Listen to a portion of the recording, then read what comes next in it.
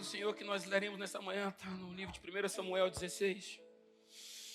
1 Samuel 16, os versos de 6 ao 13. 1 Samuel 16, versos de 6 ao 13. E a palavra do Senhor diz assim: quando chegaram, Samuel olhou para Eliabe e pensou: com certeza esse é o homem a quem o Senhor ungirá. O Senhor, porém, disse a Samuel: não julgue pela aparência, nem pela altura, pois eu o rejeitei. O Senhor não vê as coisas como o ser humano as vê. As pessoas julgam pela aparência exterior, mas o Senhor olha somente para o coração. Então Jessé chamou seu filho Abinadab e o levou até Samuel. Ele, porém, disse: não foi esse que o Senhor escolheu. Em seguida, Jessé chamou a Simeia, mas Samuel disse também: não foi esse que o Senhor escolheu.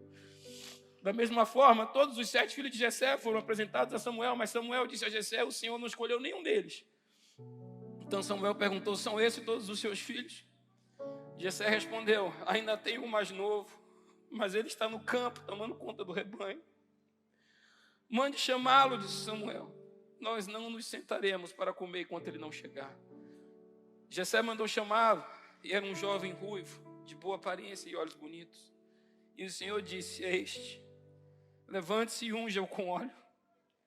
Enquanto Davi estava entre os seus irmãos, Samuel pegou a vasilha com óleo que havia trazido, ungiu. A partir daquele dia, o Espírito do Senhor veio poderosamente sobre Davi. Depois disso, Samuel voltou a Ramá. Pai querido, essa é a tua hora. Amigo Espírito Santo, nosso consolador e encorajador, nos usa nessa manhã como tu queres, Senhor, que ao abrir da nossa boca o teu Espírito possa fluir. Ó Pai, que a mensagem nessa manhã seja segundo o teu coração e que traga, Senhor, alimento, que traga renovo, que traga direção, que traga discernimento e que nós possamos avançar em direção àquilo que tu queres, em nome de Jesus. Aleluia, nos enche, Senhor, essa manhã. Nos enche, Senhor, nos enche do teu Espírito mais e mais, Senhor. Aqui tu tens liberdade, pode se assentar, por favor. Meu Deus.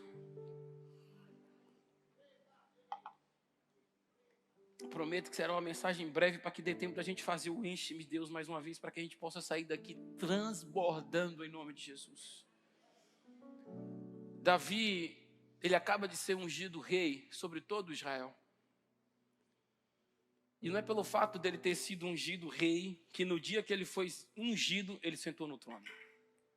Ainda tinha uma caminhada muito longa e muito árdua, do dia que ele foi ungido até o dia que ele sentaria no trono.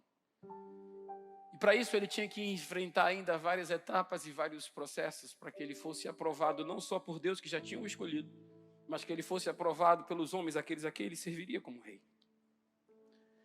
E depois ele se ungido, a gente continua lendo na sequência, ali na Bíblia. Logo depois dele ser ungido foi quando ele se confrontou com Golias. Mas ninguém sabia disso ainda. Ninguém, naquele momento, quando ele enfrentou Golias, sabia que ele já tinha sido ungido rei sobre Israel. Claro, a casa dele já sabia, a família já sabia, mas o povo de Israel ainda não sabia que ele já tinha sido ungido para ocupar aquela posição. O jovem filho de Jessé era exatamente o homem escolhido por Deus para liderar o povo, porque o coração dele agradava ao Senhor. Mas muita água ainda ia passar debaixo dessa ponte, muita coisa ia acontecer, muitos desafios eles ainda iam ter que enfrentar, para que Davi chegasse de fato e se assentasse no trono de Israel. Foi uma verdadeira saga, da unção ao trono. Às vezes quando a gente lê na Bíblia, não, porque Samuel ungiu Davi, Davi foi rei e sentou no trono. Sim, irmão, isso aconteceu, mas não foi no mesmo dia. Ungiu, sentou, não. Ungiu e foi enfrentar as lutas.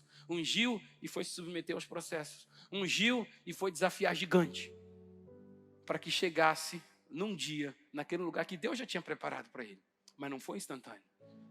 Hoje em dia a gente vive numa cultura de coisas instantâneas, né?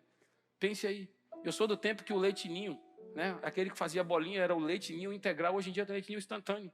O macarrão é instantâneo, né? Nissin, tudo é instantâneo. Cappuccino, instantâneo. Instantâneo.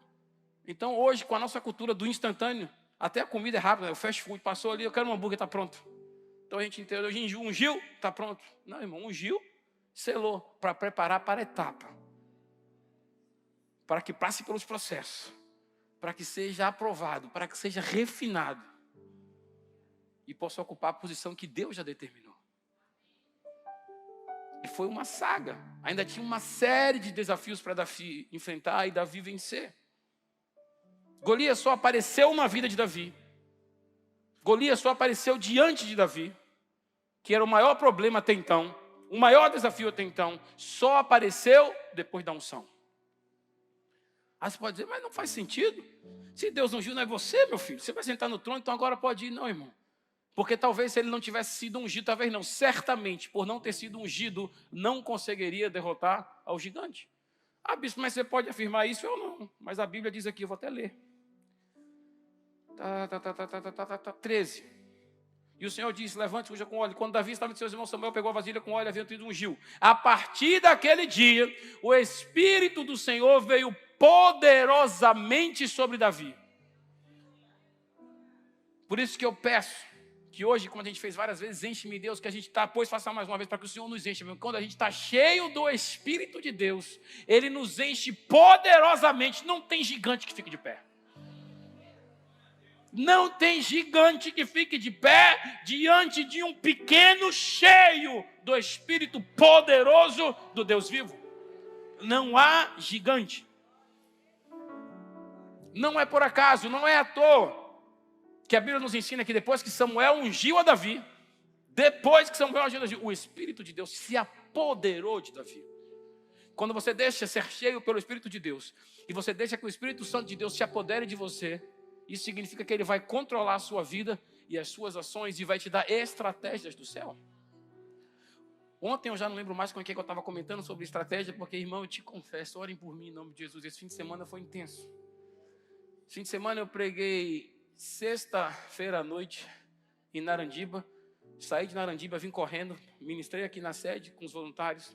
Ontem, 10 horas da manhã, estava no concílio em São Cristóvão. 2 da tarde, estava batizando aqui com a pastora Tarte. 16 horas, preguei para os jovens. 18 horas, preguei lá em São Martim. Hoje, 10 da manhã, estou aqui com vocês de noite. Minha lindíssima esposa, minha pastora, vai estar pregando aqui. Vou estar com ela intercedendo.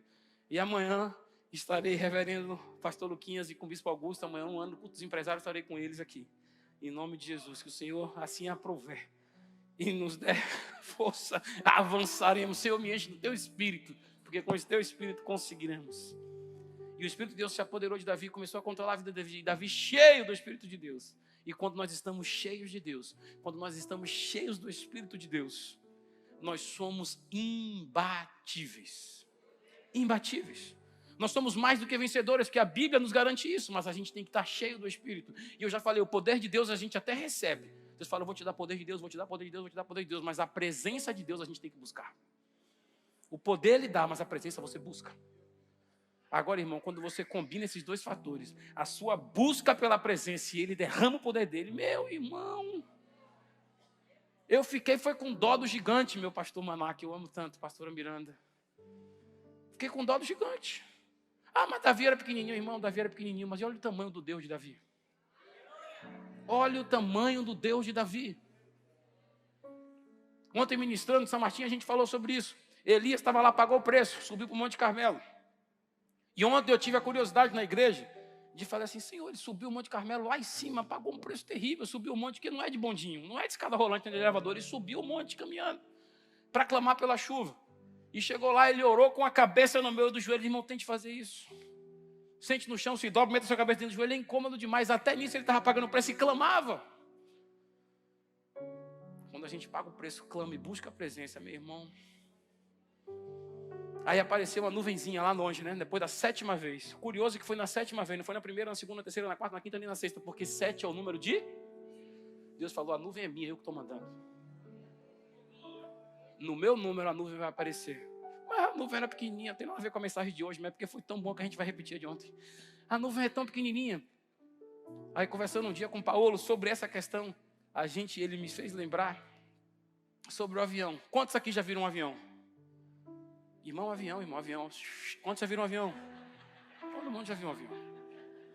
Quantos já tiveram a oportunidade de ver um avião de perto, no aeroporto ou assim mais próximo? O avião é grande ou pequeno? E quando ele está lá no céu, ele é grande ou pequeno? Então a nuvem, o servo de Elias viu pequena porque ele ainda estava distante daquele que enviou. Mas Elias, a Bíblia diz que antes dele ver a nuvem, ele falou: eu ouço um ruído de abundante chuva, porque ele sabia o tamanho do Deus que ele tinha pedido para mandar a chuva, irmão. Então a nuvem parecia pequena, mas de perto ela era enorme. Porque o Deus que fez a nuvem, o Deus que fez a nuvem é um Deus gigante. O Deus que encheu Davi é um Deus gigante. O Deus que vai te encher nessa manhã é um Deus gigante. Então não haverá problema, não haverá gigante que você não conseguirá enfrentar. Não haverá gigante que você não vai conseguir derrubar. Não haverá porta, ferrolho que ficará de pé diante daquilo que o Senhor vai fazer em você e através de você. Aleluia! Ele nos dá estratégia, Ele nos dá força. Reinar sobre o povo era a promessa de Deus para Davi. Porém, com o passar do tempo, aquela promessa foi ficando distante. Com o passar do tempo, Davi estava ansioso e a coisa não tinha acontecido, ele não tinha sentado no trono ainda, ele estava se tornando mais uma vez um improvável. Não, eu sou improvável, isso não vai se cumprir. E o diabo, ele cochichou no ouvido de Saul: vai tomar seu lugar. E Saul se irou e começou a perseguir Davi, tentou matar Davi. E começou a ameaçar ele. E complicou de verdade, porque Davi passou a ser alvo de uma intensa perseguição de Saul, que pretendia matá-lo.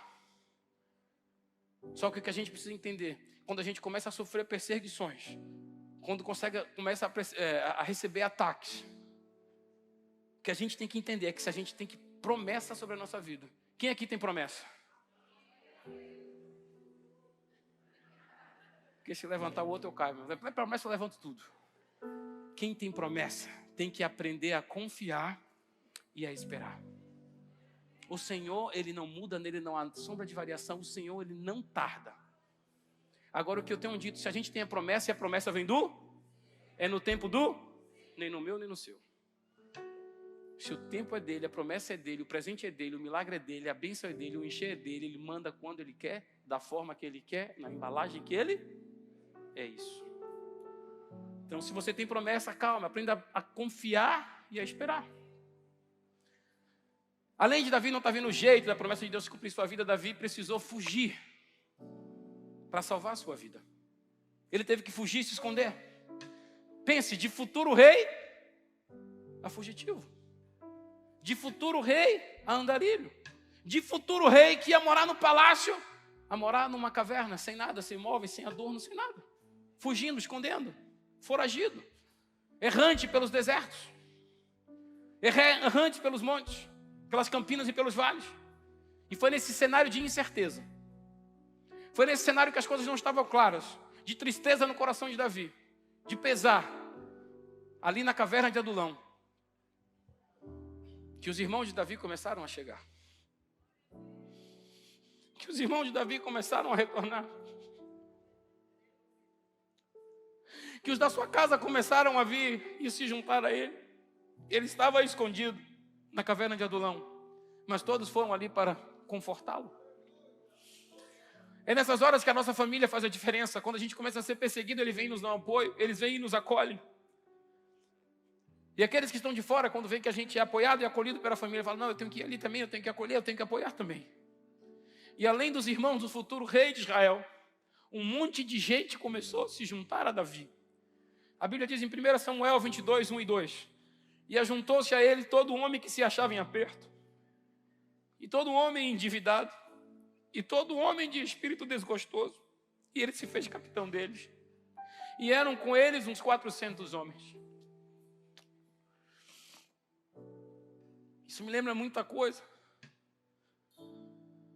Quando alguns anos atrás, nós assumimos um desafio aqui imposto pelo nosso bispo patriarca de assumir um culto. Era um culto que praticamente não acontecia mais, era só ensaio do Ministério de Artes. E a gente falou: amém, se o senhor está mandando, nós vamos. E naquele momento eu conversei com a minha esposa e disse assim: a gente sozinho não vai dar conta. A gente não vai conseguir. Vamos orar para ver quem que Deus manda. E as pessoas que Deus colocava no nosso coração eram pessoas que cresceram com a gente. Muitos não estavam mais firmes na igreja, muitos estavam afastados, alguns estavam desviados. A gente fez uma reunião na nossa casa, chamou eles e falou: vocês vão conosco. Lembra disso, Paulo? E alguns, por serem criados desde pequeno aqui, com muito temor e tremor, falaram assim: eu não tenho condições de subir no altar, a minha vida não é digna de subir no altar. Isso era uma terça ou quarta-feira. Eu falei: querido, você tem 4 dias para se consertar, porque no domingo a gente vai estar junto, porque só a gente não consegue. Muitos deles gritaram: socorro, Jesus, eu não sou digno. E a gente veio e começou a fazer, porque é pelo Espírito Santo que transforma. E a gente começou a avançar. E foram os frutos que a gente foi entendendo que pelos frutos valeu a pena. Hoje alguns não estão aqui mais porque estão frutificando em outros lugares. Tem outros que não estão em outro estado. Estão lá fazendo a diferença. Fazendo diferença. Cerca de 400 homens se juntaram a Davi. A Bíblia fala que era gente problemática. Uns estavam em aperto. Uns estavam endividados. Uns eram homens de espírito desgostoso. Meu Deus, o que é isso? Até hoje eu não entendi. E Davi se tornou líder daquele bando, daquele exército que não tinha nada a perder. Mas o mais lindo de tudo, e eu lembro também no começo desse ministério, quando os meus pais, Deus levou eles a fundar esse ministério, a gente começou na garagem da nossa casa. As pessoas que se juntaram a eles naquela época também eram poucas pessoas. Depois as pessoas que foram chegando e se agregando, era gente também que para trabalhar na obra não tinha.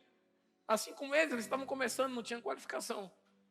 Mas eu olho como Deus trabalha por fases e por ciclos, por isso que nós temos estações do ano. Cada fase é uma coisa, cada estação é uma coisa. E eu lindo como Deus faz o renovo. E assim como aconteceu lá, aconteceu de novo aqui, eu tenho certeza que acontecerá nas gerações futuras. E aqueles que por muitos eram taxados de esse é um monte de problemático, esse é um monte de endividado, um monte de gente sem futuro. Preste atenção. Eu tenho um detalhe. Mais tarde a Bíblia diz que o exército dos problemáticos foram chamados os valentes de Davi. Eles saíram de problemáticos, de endividados, de espírito desgostosos para heróis. Por quê? Porque o Espírito de Deus transforma. Eu não sei como é que está a sua vida hoje. Se a sua família, se seus amigos, se aqueles que te circundam dizem que você é problemático, dizem que você não tem futuro, dizem que você não vai dar certo, dizem que você foi um erro da natureza. Se você é o improvável, hoje, o Espírito de Deus em você te transformando amanhã, você será um herói. Sua história vai ser contada diferente. Hoje em dia, se somos problemáticos, hoje em dia, se somos endividados, hoje em dia, se somos pessoas sem perspectiva, estamos em aperto, desgostosos da vida, prontos para fugir para qualquer lugar. Ah, mas não tem mais caverna para refúgio, tipo a de Adulão. São muitos problemas que a gente está enfrentando. Segure-se. Fugir às vezes é uma espécie de desejo universal nos tempos que coisas ruins chegam e que boa notícia nem sempre aparece. Então a gente sempre quer um lugar de refúgio. Um lugar de refúgio a gente sempre é bem-vindo. E a gente pode deixar aquela carga de lado e nos esconder. Hoje em dia, quando a gente passa, a gente às vezes é taxado: lá vem o crente, é doido, é cheio de devaneio bíblico, é cheio disso sim, isso não. Nós não somos doidos, nós não somos malucos, nós somos doidos por Jesus, é diferente. Mas a realidade espiritual é diferente. Por mais que pareça doidice, não é. Ah, não, é uma espécie de válvula de escape coletiva. Não é. Por mais que se tente se desqualificar o refúgio em Jesus, que é a nossa caverna do Adulão, Ele é quem oferece aquilo que nós, a nossa família, a sociedade precisa. É Ele. É Ele que ofereceu a Davi naquele momento da vida colo, conforto. Sabe, ombro amigo, vem cá. Foi somente depois que a família de Davi foi procurar por ele que as coisas começaram a mudar. E conseguiu gente disposta para lutar lado a lado com ele, ombreado com ele. Procure Jesus hoje. Quando você se aliar a Jesus, ombro a ombro, você vai ter um aliado que nunca vai te deixar. Não importa o tamanho da batalha, não importa o tamanho da guerra que você esteja enfrentando, ele vai estar do seu lado. Ele vai estar te conduzindo, te instruindo, te mostrando como passar, como vencer. Porque a Bíblia nos diz que nós nele é a chave, somos mais do que vencedores. Se alia a Jesus. A Bíblia ela toda nos ensina a buscar refúgio em Deus e em Jesus. E Jesus é Deus. Nos piores momentos da nossa vida, nos momentos mais difíceis, nos momentos de vale, E digo e repito, ainda mais que a gente está falando sobre o rei Davi, no Salmo 23, ele fala que ainda que a gente passe e atravesse o vale da sombra da morte, ele estará conosco. Jesus não precisava estar com a gente nesse lugar. Mas ele fala, eu vou porque eu não te deixo, eu jamais te abandono. Então, ainda que você passe pelo vale da sombra da morte, eu estarei contigo. Em todos os momentos, o socorro vem do alto. Além do conforto, somente Ele tem a solução para todos os nossos problemas. E na nossa caminhada aqui na terra, a gente tem muito problema. A gente tem dificuldade. A gente anseia por muita coisa. Mas para tudo, Ele é o nosso socorro, bem presente no tempo da angústia. A Bíblia diz em Salmo 46:1, Deus é o nosso refúgio e fortaleza. Socorro bem presente na hora da angústia. Eu gosto de, às vezes, pensar se fosse escrito diferente a Bíblia, sabe? Fala assim, Deus será o nosso refúgio um dia que precisarmos e também, se a ocasião for oportuna, uma fortaleza. E o socorro nos momentos que Ele achar conveniente, que Ele achar que a angústia é muito. Imagina se fosse escrito assim. Não é assim não, irmão. Deus é o nosso refúgio e fortaleza. Ele é. Ele já é seu refúgio, Ele já é sua fortaleza. E o socorro bem presente na hora da angústia. Se o momento ruim vier, se o dia mau vier, se o momento da angústia vier, Ele será socorro bem presente. Sabe, nos Estados Unidos tem uma equipe que em tempos de caos, quando tem um problema instalado, furacão, terremoto, eles acionam essa equipe, que chamam First Responders. Eles são os primeiros que respondem a um chamado, em tempo de crise. Eu imagino que isso foi algo que alguém criou. Eu vou até pesquisar isso, deve ter no Wikipedia aí. Quem é que criou e quando criou o First Responders? Foi alguém que leu a Bíblia e entendeu o que é socorro bem presente, meu irmão. Porque First Responders é algo que vem do céu. Quando você acha que já está no problema, eu vou chamar por Deus, Ele já está ali, ó, com você. O problema é você abrir os seus olhos espirituais para enxergar quem está batalhando do seu lado. Quando Davi chegou de frente ao gigante, cheio do Espírito de Deus, o gigante estava insultando a Saul, o gigante estava insultando ao exército, o gigante estava insultando as pessoas, o gigante estava insultando a Davi. E todo mundo estava recebendo o insulto. Eu não consigo dar conta, o tamanho dele, ele vai me matar, meu Deus. Chega Davi.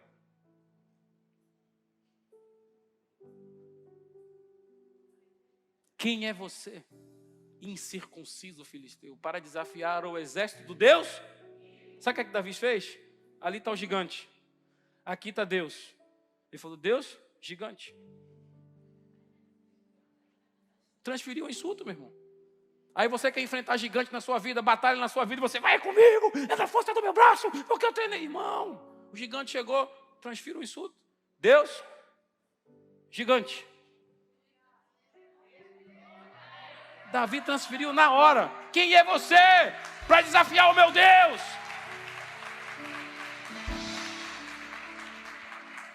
Aí Deus olhou do céu e disse, não estou acreditando nisso não. Um fedelho desse não aguenta um pedeleco do gigante. E está dizendo que o problema é comigo. Está Davi, Deus, olha o gigante. Aí Deus disse, é o jeito de eu encher esse menino para ele derrubar esse gigante. Já falei isso na igreja, nunca é demais falar mais uma vez. Com o treinamento que Davi tinha, com as armas que Davi tinha, Davi enfrentou o gigante, sim ou não? Davi enfrentou o gigante com um pedaço de pau e um badog, né? Uma funda. É que badog é pra gente do Nordeste. Enfrentou com um pedaço de pau, com a vara dele e com a funda. E Davi matou o gigante com a funda. A igreja aprendeu, glória a Deus. Eu gosto de crente por isso. Crente está ligado. Davi, ele não matou o gigante com a funda. Davi derrubou o gigante com a pedrada. E o gigante caiu. E depois que o gigante caiu, Davi foi alegre e faceiro.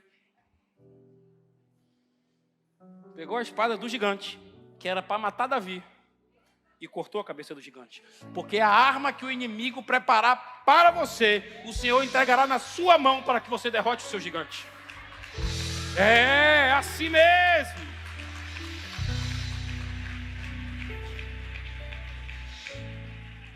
Agora o detalhe. A arma forjada contra ele não prosperou, mas a arma foi forjada, a arma foi pronta, a arma estava na mão do gigante. E ele matou o gigante com aquela arma que o gigante ia matar ele. Mas ele derrubou o gigante com os atributos que Deus te dá. Os dons que Deus colocou dentro do seu coração, aquilo que Ele plantou. É com isso que você vai fazer a diferença. Às vezes você olha e fala, não, Deus, eu quero uma espada, eu quero uma espada. Tem uma espada na mão de Davi, como Saul quis dar. Ele chegaria perto do gigante, o gigante ia cortar ele em 50 partes. E muita gente olhou um pedacinho de couro na mão, isso é o que contra o gigante? Mas foi naquele instrumento que ele foi treinado. No instrumento e no dom que Deus te deu e que você foi treinado é onde você fará a diferença e derrubará gigantes. E se o gigante precisar ser morto, aí sim, ele vai ser morto com aquela arma que ele preparou contra você, mas você vai derrubar ele com as armas que Deus já te deu. Não significa dizer que na sua caminhada, quando você tiver mais maturidade, mais musculatura, Deus não te dê outro tipo de arma e ferramenta, Ele vai dar. Mas a ferramenta junior que você tem hoje será o necessário para derrubar o gigante que aparecer hoje. Amém? Aleluia. Jesus, Ele é a barreira intransponível. Jesus, Ele é o divisor de águas entre nós e os nossos problemas. De toda ordem. Não há situação que Jesus não possa resolver. Não há problema que Ele não possa te resgatar dele. Agora, para isso, você tem que vir para Jesus. Você tem que entregar a sua vida a Ele. Você tem que deixar a sua vida passada para trás e começar a avançar com Ele. E passar a viver uma vida que vai fazer diferença. Comece a se esconder em Jesus, no refúgio dos céus. No meio da angústia desse tempo de fim, Jesus vai fazer a diferença.